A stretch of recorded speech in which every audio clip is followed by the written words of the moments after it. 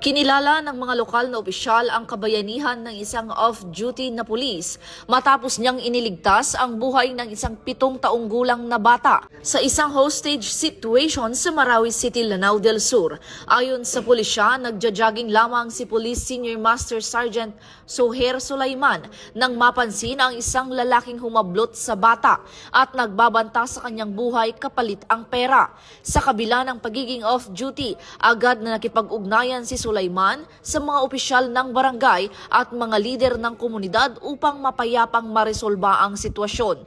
Nang tumanggi ang sospek at patuloy na ilagay sa panganib ang bata, napilitan ang pulis na kumilos at pigilan ang hostage taker.